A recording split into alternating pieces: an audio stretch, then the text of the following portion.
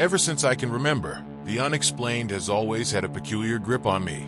As a child, I wasn't the type to shy away from things that others found eerie. While my friends enjoyed cartoons or sports, I would sit for hours watching documentaries about ancient civilizations, mysterious ruins, and, of course, UFO phenomena. I still remember sitting on the living room carpet, mesmerized by an old, grainy program about crop circles and the unexplained lines carved into the earth in unknown times. Those Nazca lines were my first catalyst. The moment I felt that strange, unplaceable sensation that had followed me ever since. A chill under my skin mixed with an almost magnetic curiosity. Why weren't these answers taught in schools? Why did we accept such surface-level explanations? That question stuck with me through adolescence, through college, and even after I became a professor of archaeology. My profession gave me the tools to search for the answers I had always been chasing, but academia often felt limiting. It always wanted the safe narrative, the provable side of history. Yet my hunger for understanding the inexplicable surged like an undercurrent, never fading into the background. When I wasn't teaching introductory courses or grading papers, I found myself buried in obscure journals, poring over declassified government documents, or joining forums discussing UFOs or ancient anomalies. That's how I found myself fixated on Nazca again. The mystery never fully left me. Over time, though, this fascination turned into something more consuming. The sheer scale of the geoglyphs was overwhelming. Massive figures, some spanning hundreds of meters, etched into the ground of the Peruvian desert with such incredible precision that they could only be seen from the sky. Theories ranged from alien star maps to ritualistic pathways, but the more I read, the more contradictions rose to the surface. None of the mainstream theories held up for me. There was an intentionality behind those figures that no one had truly uncovered. My heart told me there was another level, another meaning, hidden beneath. And that's when my intuition started to get loud. It wasn't a voice, not exactly, but something deeper, a pull that I couldn't shake. I would wake up at odd hours of the night, restless, feeling the desert calling me. It wasn't coincidence either. Every time I saw an image of the Nazca lines, whether it popped up in a random YouTube video or a research paper, it felt like a code only I could see. I'd see the shapes flash behind my eyelids when I shut my eyes at night. Then, one day, an unexplainable thought hit me like a flash of lightning. I had to go there, not just out of interest or for a casual expedition.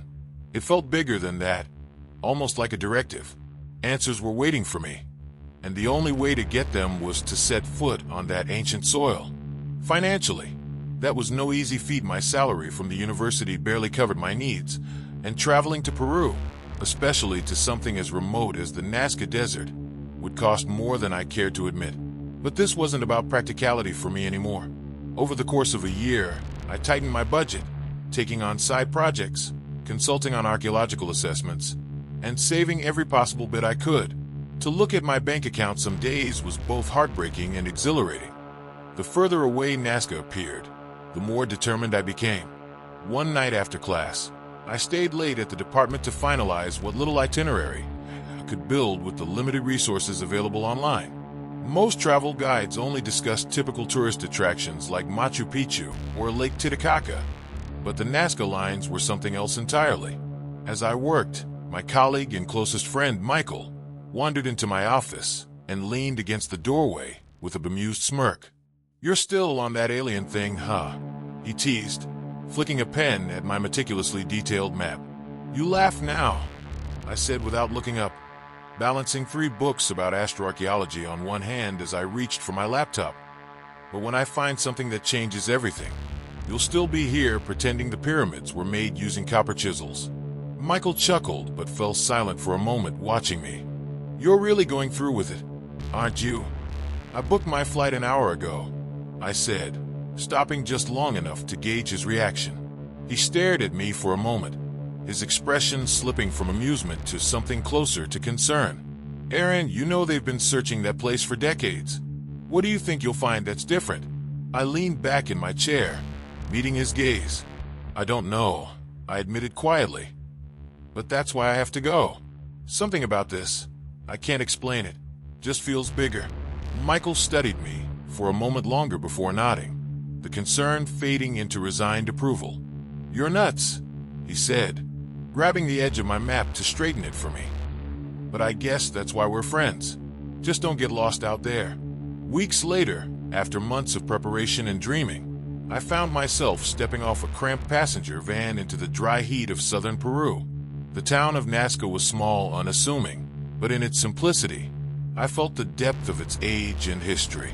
For a moment, staring out at the endless horizon, I questioned my choice.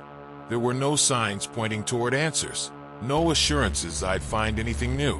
And yet, standing there, the pull inside me only grew stronger.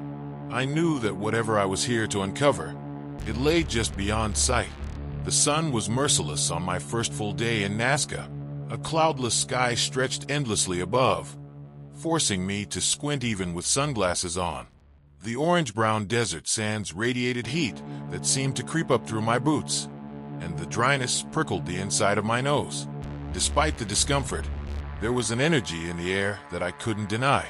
It felt like I was standing at the intersection of history and something otherworldly. My guide for the day was a wiry man in his mid-50s named Julio.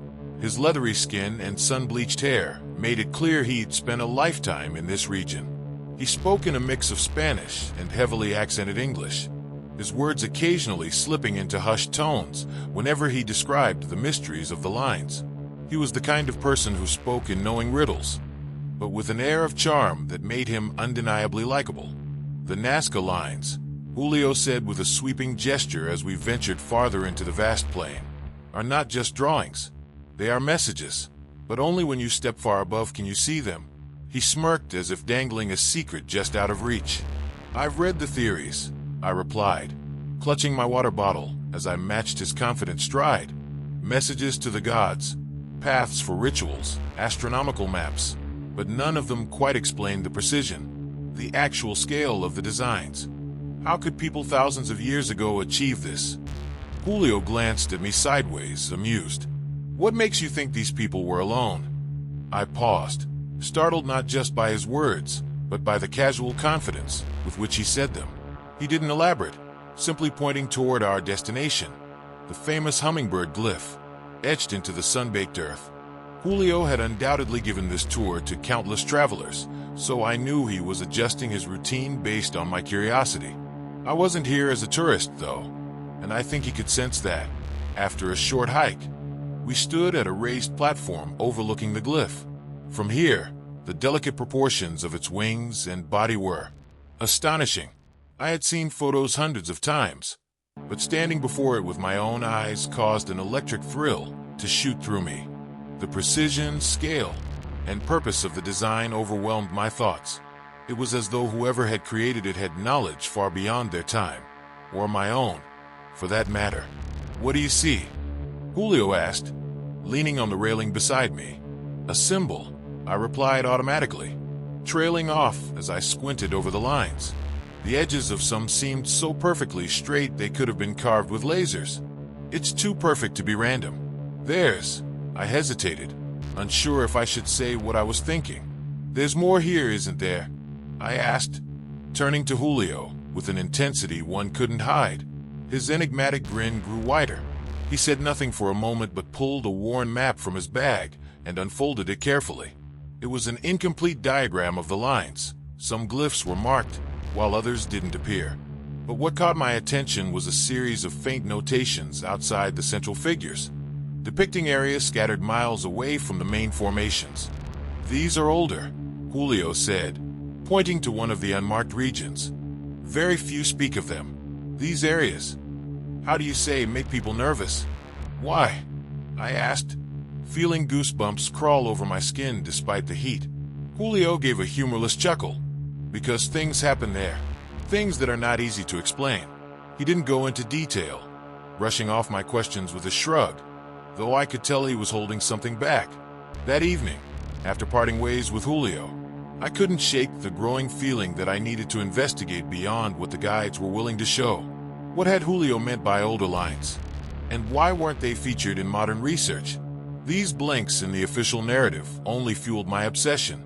Using the crude map I'd been sketching and some low-resolution satellite images I downloaded before leaving the States, I pinpointed one of the areas Julio had mentioned but hadn't explicitly shown me, the farthest unmarked point on his map.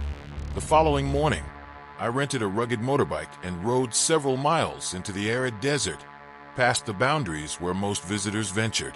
The further I went, the quieter and more desolate it became. Finally, after an hour of careful navigation, I came across something that made my heart skip a beat. Etched faintly into the rocky soil were geometric lines, ones that weren't on any of the official maps I'd reviewed. They were more fragmented than the iconic figures, but the sharpness and precision were undeniable. And strangest of all, these markings appeared fresh. The grooves lacked the telltale erosion of centuries. These could have been made mere days or weeks ago. This doesn't make any sense, I murmured to myself, crouching to run my fingers along the edges of one of the carvings. It felt impossibly clean, almost untouched, as though some unseen artist had completed the work while no one was watching. Snapping a few photos with my camera, I felt an odd sensation creep over me, a tingling at the back of my neck I couldn't ignore. I stood up quickly and looked around. The landscape was still, save for the faint breeze that barely moved the sparse shrubs dotting the plain. Yet, I couldn't shake the feeling that I was being observed. Later that night, back at my small inn in Nazca, I reviewed the photographs I'd taken. That's when I noticed something that made my stomach drop. In one of the shots, blurry in the far distance, was a small point of light in the sky. Zooming in only made it harder to define. It wasn't the sun or a star, and it was far too stationary to be an airplane.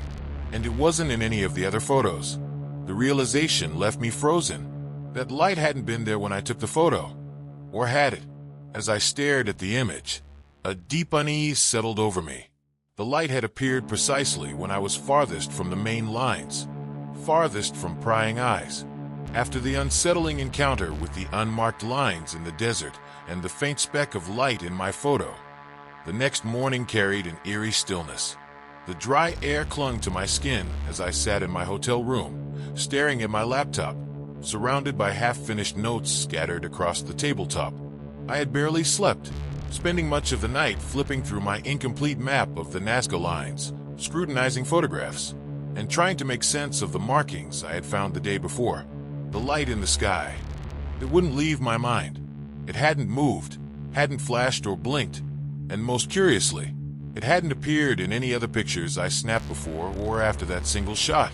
I dismissed explanations like drones or planes after running through the possibilities. This wasn't some trick of modernity.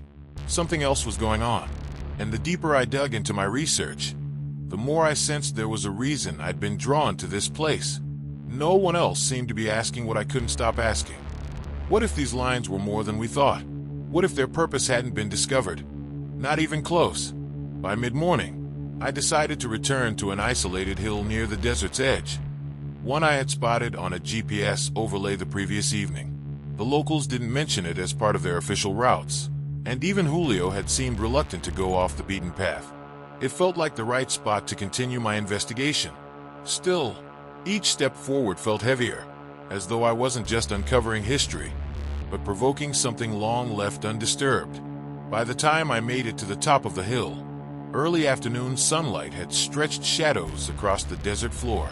From here, the lines revealed their full scale. The sheer enormity of the shapes was overwhelming. Looking down, I could finally see how each of the figures connected, every line intentionally placed. But something caught my attention that I hadn't noticed before. These shapes aligned in ways I hadn't seen in diagrams or satellite imagery. Following instinct rather than logic, I traced their trajectories, snapping photos and plotting them on my tablet. Hours passed like minutes, the sound of the wind now the only company breaking the silence. I layered diagram after diagram on my screen, drawing connections between shapes, lines that seemed to bisect or vanish into the earth itself. That's when it clicked. These figures weren't just lines pointing to the heavens, as popular theories suggested, but pathways, corridors of movement that seemed to extend far beyond Nazca's visible borders. I sank to my knees, staring at my tablet screen. Each intersection seemed mathematical, deliberate. Some of the lines appeared to mirror precise astronomical constellations when overlaid with star charts. But what hit me hardest What sent a chill down my spine was the discovery that parts of these lines pointed to regions not visible to the human eye. They seemed encoded to coordinate with patterns beyond the earth. "No way," I whispered, running a shaky hand over my mouth. How did no one see this? A knock on the solitary reality of my findings came in the form of a faint vibration. At first, I thought it was in my hands, a tremor maybe. But then I realized it was the ground, a rhythmic pulse, subtle, low in tone, like a far-off hum resonating beneath my boots. I snapped my head up, scanning the endless terrain, but there was nothing in sight save for the expanse of the desert. I told myself it was just my imagination, the result of being at higher ground under the afternoon heat. And yet, the deeper I looked into the formations, the more the doubt dried up. No natural explanation made sense. Not for the lines, the unrecorded glyphs I had found the day before, or the way they seemed to lay perfectly in sync with astronomical coordinates dating back thousands of years. Someone, something, had designed this place with incredible precision and intention. With my discoveries reeling in my head, I returned to my lodging, a barely furnished guest house run by a pleasant but unusually quiet local woman named Clara. She noticed my distracted demeanor when I walked through the door. "Señor Aaron," she called from behind the counter, her voice wary. "Este te do bien." I looked up at her, pausing. My Spanish was far from fluent, but I tried to respond in kind. "Si bien. Solo mucho trabajo." She didn't look convinced. For a moment, she hesitated, glancing quickly at the few other patrons sitting nearby, then leaned closer over the counter to whisper, "You walk too far. The desert, it has eyes." Her words were cryptic, unsettling, and only added to the unease that had been growing within me all day. When I pressed her for details, she only shook her head quietly, waving me away with a nervous smile. Later that night, long after the others at the lodge had gone to bed, I spread all my gathered materials, maps, star charts, poorly drawn sketches, across the desk in my room. I began to align the patterns I had discovered onto my computer software, overlaying diagrams repeatedly across a grid of celestial and terrestrial coordinates. And then it happened. The forms began to illuminate a sequence, one so unmistakable it sent a chill across my body. The grid wasn't random, it was intentional. Glyphs that appeared unrelated were connected through hidden sequences, as though they formed a system of coordinates. It was so precise and so advanced that I couldn't reconcile it within the limits of what ancient humans would have had access to. No tools, no known technology could have rendered something this intricate thousands of years ago. What's more, parts of the sequence marked out dates in predictable rhythms, signals of time, almost as if the lines served as a celestial calendar or, more alarmingly, a guide for navigation. My laptop beeped faintly as the software completed yet another render of my analysis, highlighting now what looked like movement patterns or pathways. "What the hell?" I muttered aloud, leaning closer. Lightning cracked in my thoughts, the realization fully solidifying. Nazca was not just a message for the gods, as theorized by most archaeologists. The carvings weren't decorative, they were functional. A map, a system, and that was only scratching the surface. As the hour passed midnight, I sat stunned in my chair as the screen flashed with final overlays. But just as the pieces began slotting into place, I heard the faintest noise outside the guest house window. A barely audible hum, low and constant, like the vibration on the hill earlier. I jumped up, drawn to the pale, almost imperceptible glow coming from somewhere above the desert. The morning after I discovered the hidden patterns, I woke up to an unsettling silence. The faint hum I'd heard outside my window the previous night still lingered in my mind, but as much as I tried to rationalize it, I couldn't shake the gnawing feeling that it was connected to the glyphs, or to whatever system I had uncovered. I had spent hours poring over the data, aligning and realigning it to verify my findings. Each result led me to the same conclusion. The Nazca lines formed a functional map or communication system, something that went far beyond the limits of ancient technology. If I thought that realization had stirred my unease, what came next amplified it tenfold. I had barely sipped my first cup of black coffee when there was a knock at my door. 3 sharp raps, deliberate and firm. Startled, I glanced through the peephole. 2 men, dressed in nondescript clothing, one with a baseball cap pulled low. The other, wearing dark sunglasses, stood waiting calmly. They didn't look like law enforcement or government officials. There was no uniform, no badge in sight, but there was an undeniable air of quiet authority about them. I opened the door cautiously. "Yes, Mr. Aaron Miles," the man in the baseball cap said, his voice calm but with a faint edge. "Yes. Can I help you?" "We're with the Instituto Nacional de Cultura," he said without introducing himself or his partner. "You've come to Nazca to conduct research, correct? May we come in?" The last part wasn't a request. Before I could respond, they had stepped into the room, briefly glancing around as if scanning for something out of place. I stood there, unsure how to react. Something about their demeanor and the way they so easily dismissed boundaries set me on edge. Is there a problem?" I asked, trying to mask my discomfort. "No problem. We're just following up on your activities here," he said smoothly. His partner, the one in sunglasses, remained silent, standing near the window as if guarding the room. "We understand you've been spending time outside the designated tourist areas." That comment sent a jolt down my spine. I've been visiting the glyphs. What's wrong with that?" I tried to sound casual, but my throat tightened as the words left my mouth. The man in the baseball cap gave me a thin smile, polite, but without a hint of warmth. "The Nazca lines are fragile cultural relics. Off-limit zones exist to protect these formations. You understand the need to preserve them, don't you?" "Of course, but I didn't see any signs indicating off-limits." I lied. My heart thudded in my chest as I tried to read his expression, but his face betrayed nothing. "And your equipment," he continued, gesturing at the desk cluttered with my laptop, notebooks, and maps. "Your devices. What specifically are you researching?" I hesitated. "I'm compiling data," I said vaguely. "Patterns, alignments, just theoretical work for academic purposes. It's nothing official." The man in sunglasses finally spoke, his voice flat and detached. "Theoretical work on the lines? What kind of patterns?" His tone wasn't curious. It bordered on accusatory, as though I had already crossed a line. A cold sweat broke out down the back of my neck. I had expected mild resistance from local archaeologists or government officials, but these two didn't behave like either. They felt like something else entirely, like observers.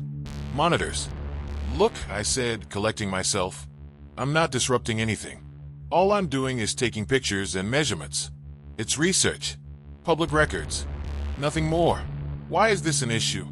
Baseball Cap's mouth twitched into a near smirk. For a fraction of a second, he looked amused before glancing at his silent companion. "We understand passion," he replied smoothly, his tone almost mocking. "But sometimes passion leads researchers into—" He paused, as if to choose his words carefully. "Areas where they shouldn't wander." He stepped closer, forcing my shoulders to stiffen. His expression softened as he added, "Focus on the officially recognized purposes of the lines. That's our advice." Advice. The word came out sharper than I intended. "I don't understand. What's really going on here?" Neither of them answered directly. Instead, the man in sunglasses gave Baseball Cap a nod, and the two of them moved toward the door. Just before leaving, Baseball Cap turned and said, "Enjoy the rest of your visit, Mr. Miles. But steer clear of speculation. It's counterproductive." The door shut behind them, leaving me standing frozen, heart pounding. For a moment I stared at the empty room, the mingling sense of coffee and tension filling the air. What had just happened? Their demeanor wasn't just strange. It was threatening without crossing explicit lines. And how did they know about my activities? I hadn't shared any of my findings with anyone, had I? I grabbed my phone and scanned for recent emails or activity. Nothing stood out, though the idea of my laptop or camera being monitored felt less far-fetched than ever. That evening, I returned to the hill where I had begun my independent observations. I didn't know what I was expecting. Answers, perhaps. Validation. But as the daylight faded into twilight, the desert seemed infused with an unnatural stillness that hinted at a presence I couldn't see. The area grew darker, colder, despite the day's heat still lingering in the air. I set up my camera, scanning the horizon, for anything that might explain the events unfolding around me. And then there it was. A faint glow shimmered in the distance, too large and persistent to be a star or airplane. It pulsed faintly, its light ebbing and growing as though responding to something I couldn't perceive. I stared through the lens, snapping photos, my heart racing as I adjusted the focus. It wasn't moving, not horizontally at least. It hovered, its pulsations rhythmic and haunting, as though it pulsed alongside the beat of my heart. At some point, I don't know how long, I realized I wasn't alone. That uneasy feeling of being watched crept over me again. My arm stiffened, and the hair on the back of my neck rose as I turned my head slowly. Nothing. Behind me was only the vast, infinite desert, but the sensation of being observed, being scrutinized, was undeniable.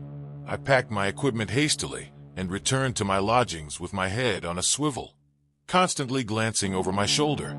I didn't encounter anyone on the road back, but the glow in the sky burned clearly in my mind, alongside the cryptic warning from those men. Something was paying attention to me, and I couldn't tell if it was human.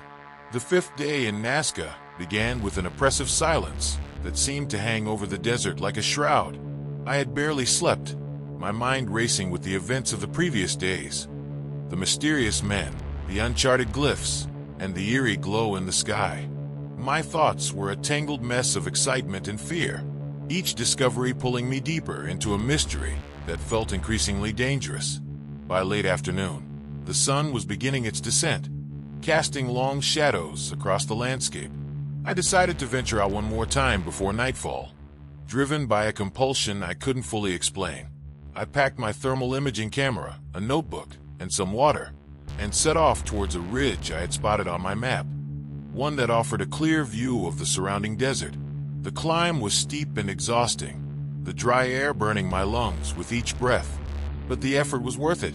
From the top, I had an unobstructed view of the Nazca lines stretching out in every direction, their intricate patterns etched into the earth like some ancient, unfathomable script. I set up my equipment and waited, the sun dipping lower and the temperature dropping with it. As the last light of day faded into twilight, I noticed something unusual on the horizon, a faint, pulsing glow, similar to the one I had seen before, but closer this time. My heart pounded in my chest as I adjusted the focus on my camera, trying to capture the phenomenon. The light grew brighter, more defined, and I realized with a jolt that it was moving towards me. I could feel the hairs on the back of my neck stand up as I watched the light approach. It wasn't like any aircraft I had ever seen. There were no blinking navigation lights, no sound of engines.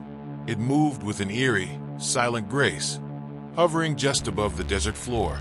As it drew nearer, I could make out a distinct shape, a smooth, metallic object, almost disc-like, with a series of lights pulsating along its edge. My hands trembled as I snapped photo after photo, my mind racing with a mix of fear and awe. This was it, the moment I had been waiting for, the proof I had been seeking. But as the object drew closer, a strange sensation washed over me. It was as if the very air around me was charged with energy, a low hum that seemed to resonate deep within my bones. Suddenly, a beam of light shot out from the object, illuminating the ground in front of me. I froze, unable to move, as the light enveloped me.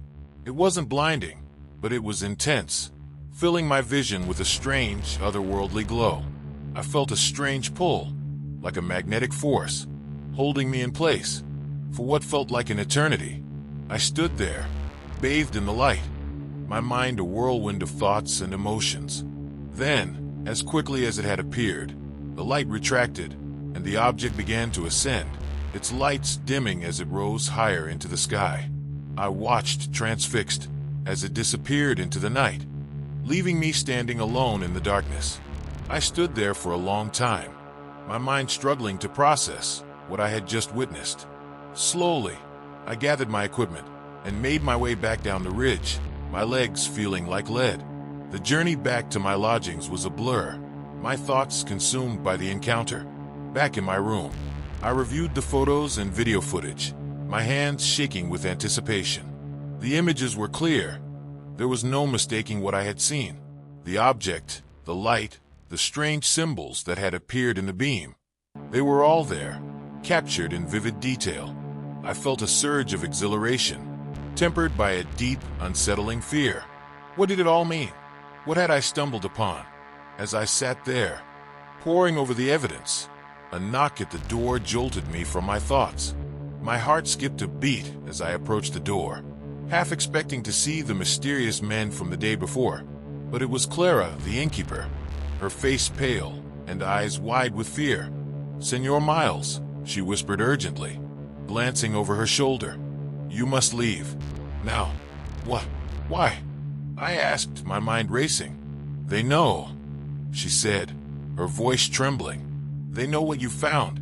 It's not safe here." "Who knows?" I demanded, but she shook her head, refusing to say more. "There is a bus leaving for Lima in an hour," she said, pressing a set of keys into my hand. "Take it, please." I hesitated, torn between the need to uncover the truth and the fear of what that truth might bring. But Clara's fear was palpable, and it was enough to convince me. I packed my belongings quickly, my mind a whirlwind of thoughts and emotions. The ride to the bus station was tense, every shadow and movement outside the window making my heart race. Clara's words echoed in my mind, a constant reminder of the danger I was in. When I finally boarded the bus, I felt a strange mix of relief and dread. I was leaving Nazca, but the mystery was far from over. As the bus pulled away, I glanced back at the desert, the place where my journey had begun. The answers I sought were still out there, hidden in the sands and skies of Nazca. But for now, all I could do was wait and wonder, the encounter etched into my memory forever. The days following the phone call were a blur of paranoia and relentless research. Michael and I worked around the clock, driven by equal parts fear and determination. We had uncovered something monumental, something that connected ancient civilizations with a knowledge far beyond their time. But with each new discovery, the danger grew more palpable. The weight of our findings pressed heavily on my mind. I couldn't shake the feeling of being watched, of unseen, eyes tracking our every move. The men who had warned me in Nazca were still out there, and their threat loomed over us like a dark cloud. Despite the urgency of our work, a part of me wondered if we were digging too deep, if some truths were better left buried. One evening, as we pored over the latest batch of data, Michael looked up from his computer, his face etched with concern. "Aaron, we need to talk." I glanced up from my notes, sensing the gravity in his voice. "What's on your mind?" He hesitated, choosing his words carefully. "I've been going through the symbols you recorded. They match scripts from various ancient cultures, Sumerian, Egyptian, even some from the Indus Valley. But there's something else, something unsettling." I leaned in, my curiosity piqued. "What do you mean?" He took a deep breath. "These symbols, when put together, they form a pattern. It's almost like a message, but not one meant for us. It's as if they're coordinates or instructions, something meant for them." The implications of his words sent a chill down my spine. "You think the Nazca lines were made as a form of communication? But with who?" Michael shook his head.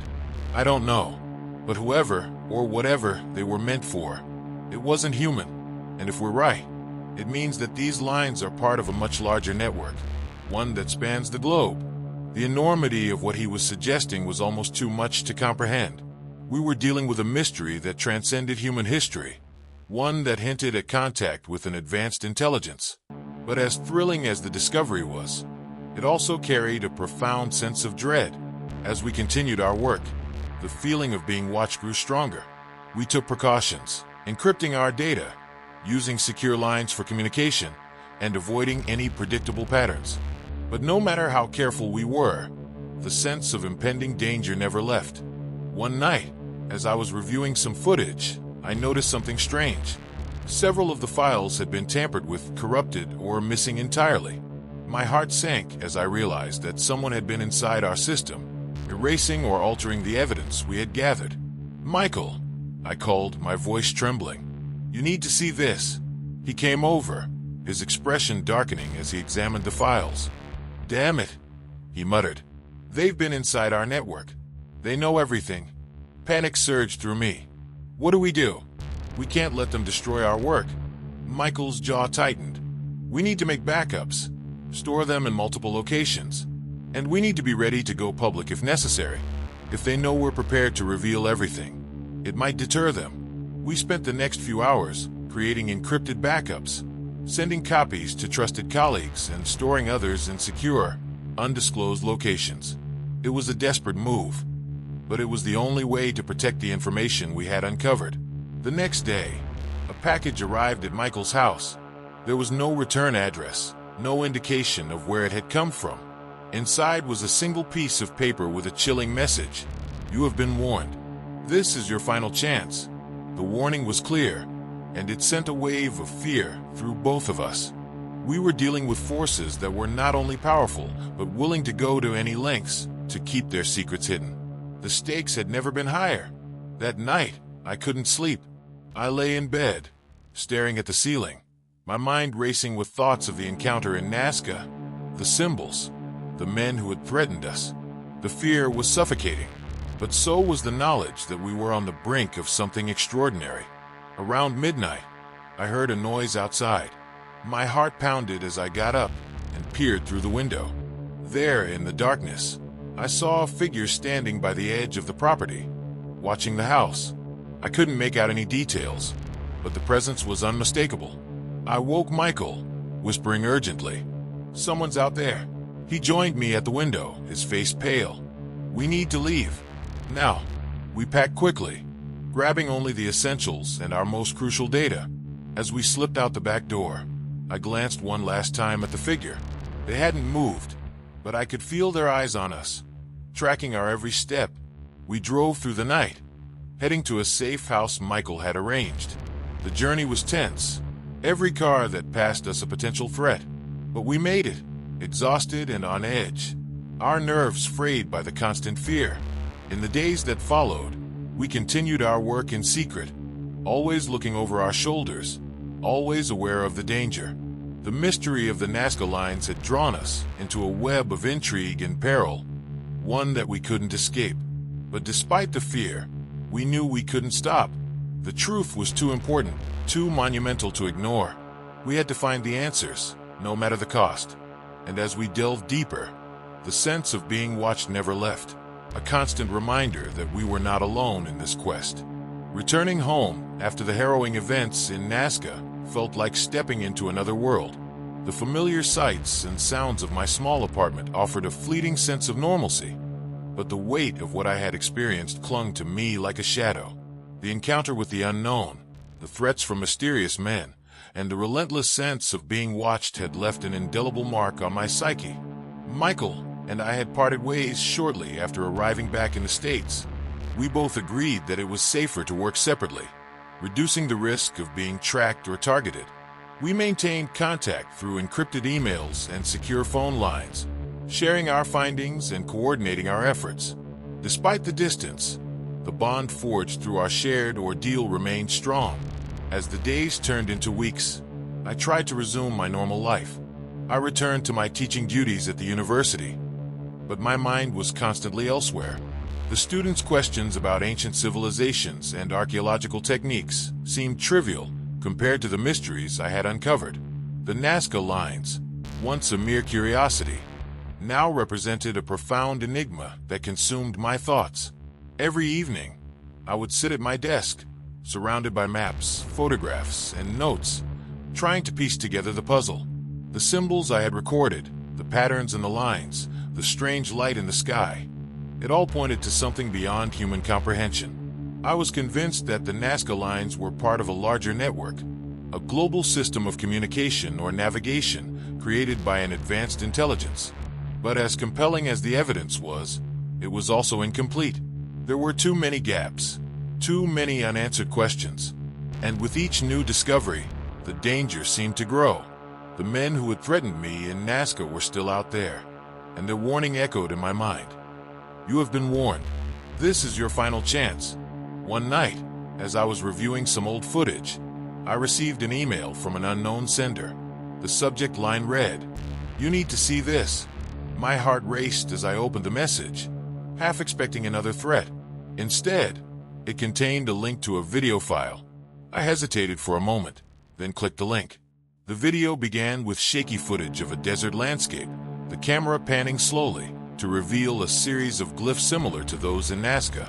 The quality was poor, but the symbols were unmistakable.